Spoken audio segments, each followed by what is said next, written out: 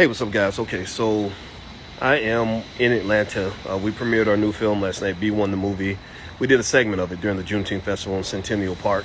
It was really cool. I saw Red Pill and Blue Pill and D1 and a lot of really great people there, stuff like that. And later on today, we're supposed to go meet Killer Mike for dinner, so I'm looking forward to that. I like Killer Mike. He's a really smart guy and a good person and a good friend.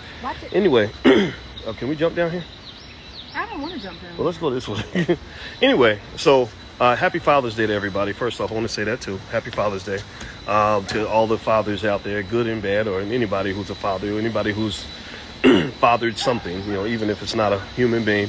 To the fathers in the community who are raising little boys that are not their own, or little girls who are not their own, or who are protecting the community. God bless all of you. Now, I want to share something with you all that hasn't been presented in the Deion Sanders conversation. Now, first off, I want to say this.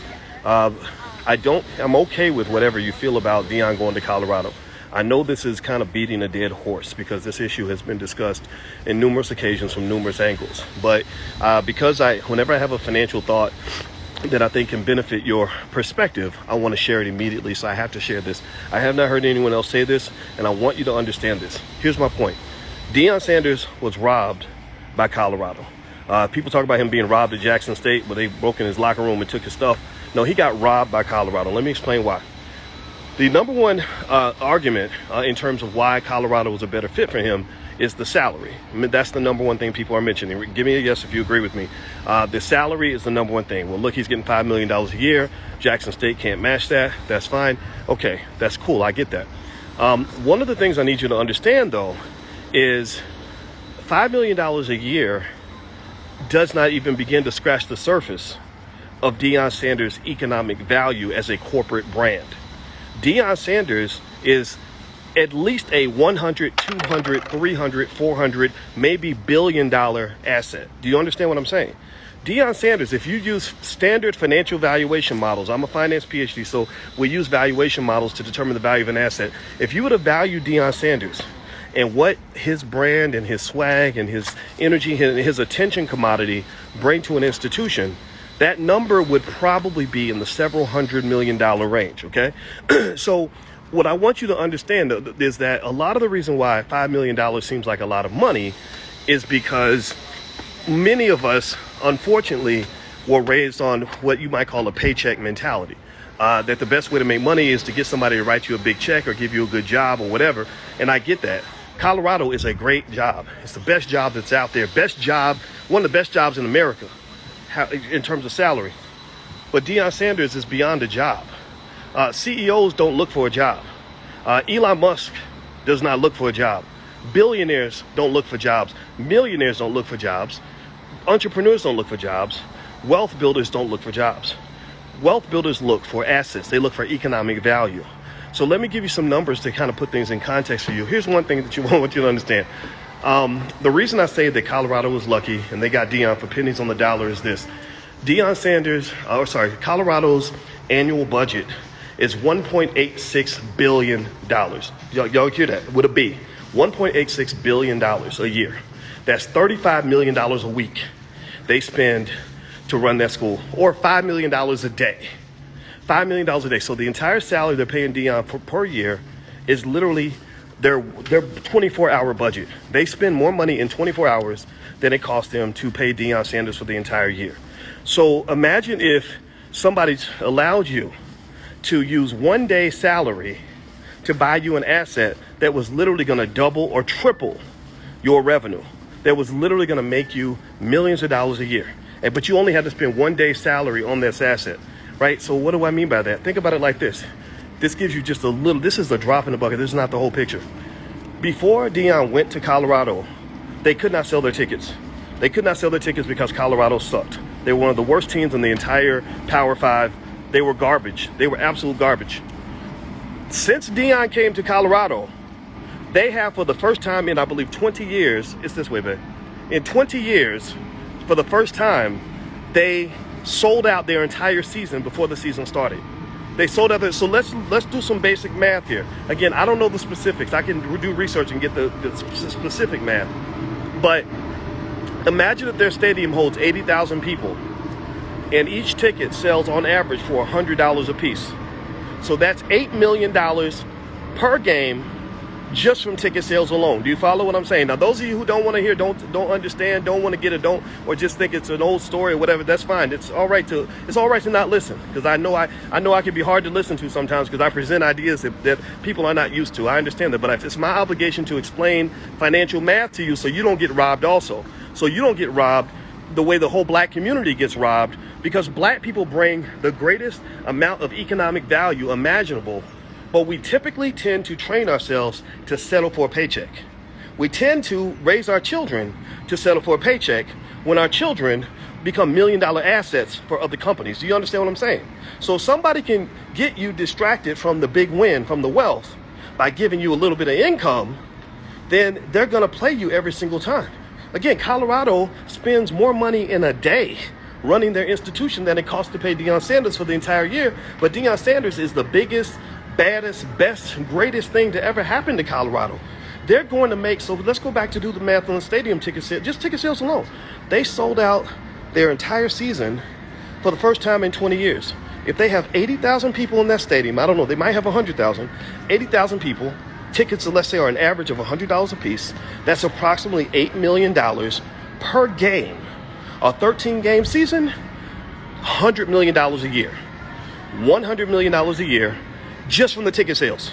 I ain't talking about the merch. I ain't talking about all the people that are buying University of Colorado gear because Deion's wearing it and Deion has the asset of attention. I'm not talking about television rights. You don't think ABC, NBC, CBS, and ESPN are all lining up trying to get the rights to show those games on TV? They sold out the spring game. They sold out a fucking scrimmage. That's how hyped people are to see them play. So what I want you to understand is that Deion Sanders was not an employee who got hired. Deion Sanders was a corporate acquisition. When you go buy an employee, you don't spend the same money that you spend when you buy an entire corporation. This man, and again, let's go back to, again, the number one argument. $5 million a year, that's a lot of money. Okay, I get it. Okay, all right. Well, for number one, I know people with platforms 1/10 of the size of Deion's that make 10, 15 million a year. I know people like that literally don't have nearly as big of a platform, make 10 million. So I could have personally sat down with Deion for an hour and came up with a monetization plan where he would have made twice as much money as Colorado would have paid him. So maybe other arguments could be additional television exposure, etc. Okay, I get all that. That's fine. And again, people can believe whatever they want to believe. I'm not even trying to talk you out of whatever side you've chosen to be on. That's totally fine. I don't even want this to be an either or. It's a hard decision, especially if you're raised the way we were raised. We were all raised to just think, wow, who would turn down a $5 million a year job? Well, believe it or not, there are people who would turn down $5 million a year jobs. JayZ turns down $5 million a year jobs because JayZ wants to be a billionaire. He's making $1 billion moves. He's not making $1 million moves. He's not doing his concerts in exchange for a paycheck.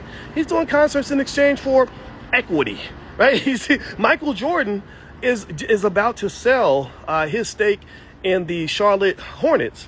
He paid $275 million for it. It's now worth $3 billion. He's a billionaire also because when he signed with Nike, he didn't take a paycheck like a lot of athletes do. He wanted equity in the company because he understood on some level, somebody explained to him that you're not an employee looking to be hired. You are an asset looking to be acquired. Now, somebody's asking me, would I turn down a $5 million a year job? I've done it already. I would easily turn down a $5 million a year job. I've made more than $5 million in a year. I know how to invest. I have assets. I would not sell. If somebody said, what would it cost to buy the name, image, and likeness of Boyce Watkins and own it through all perpetuity using standard financial valuation models, I wouldn't sell it for number one reason, because there should be some things money can't buy, right? The reason that you become white supremacists is because white people are able to engage in a massive form of economic racism on you because they have the most money. White people have the most money. So if you think money is the number one measure of success, or money is the most important variable in every equation, then you're going to be a white supremacist because white people have the most money. They get to use their financial power to impose their will upon you, right? So I believe black people have to have certain things that money cannot buy. So you really couldn't buy my name, image, and likeness. I wouldn't allow it. I did have a conversation with the Oprah Winfrey Network a few years ago, and it was one conversation. It never went very far. But anyway, if I was to do it, let's say I didn't care. Let's say that I was just, I really want money. Let me sell my name, image, and likeness. I wouldn't sell it for less than maybe $30 million. And that's based on standard financial valuation models and based on what the long-term lifelong earnings estimates would be using growth rates, discount factors, stuff like that. There actually is mathematics behind this. But that's not the point. The point of the matter is to say that if I was Deion Sanders, there's no way I would take a $5 million a year job because, again, Deion Sanders is a $1 billion brand. Why would you sell a $1 billion brand for $5 million a year? Do you understand what I'm saying? Do you get it? So here's what I'm saying to you. And some of you should go if this is not the conversation for you. I totally get it. Some people aren't going to be interested in this. And you shouldn't be interested in this if you're not interested in this, right? I can be exhausting to listen to for some people. But for those of you who want to understand finances and economics and understand why the people of Colorado were very happy to acquire the name, image, and likeness of Deion Sanders for their use within their institution, it's because $5 million is one day's income for that school. That's literally the amount of money they spend in a day to run that institution. And literally, though, Deion will bring in at least an extra $100 million a year. So give me a yes or no. If you could invest $5 million a year into an asset that brings you $100 million a year, would you do it? Would you do it? And in fact, let's move the conversation on. I'm not just asking you, is this a good deal for Deion? You can debate that, right? That's fine. If it's a good deal for him, I'm happy for him. Is it a good deal for Colorado? Do you think that Colorado is smiling because of this acquisition? You got to understand, people. One of the reasons that the wealth leaves your community is because you don't understand your worth. You lose a lot of assets. You look at hip hop. We sold hip hop cheap because we was looking for a job. We were looking for an opportunity. We thought white folks were doing us a favor when they signed Jackie Robinson. They weren't doing us a favor. They were doing themselves a favor. Jackie Robinson was a massive corporate asset. So you got to know the difference between hiring an employee versus making a corporate acquisition. You can't buy corporations for $5 million a year 9 times out of 10, especially a corporation that can generate you $100 million a year. Do you understand what I'm saying? A corporation that generates $100 million a year is easily going to cost you $1 billion. Easily going to cost you $1 billion. So if Deion signed a deal for like the NFL players or NBA players sign, like if he signed a Steph Curry type deal, $40 million a year, that would make more economic sense. It would make more mathematical sense. Because I say, okay, I get it. You're paying him $40 million. You're taking risks. You're going to make $100 million if everything goes right. Good for you. Nothing wrong with that. I would give a complete seal of approval. But $5 million a year, that's what you pay for a good football coach, for sure. But $5 million a year is not what you pay for a $1 billion brand.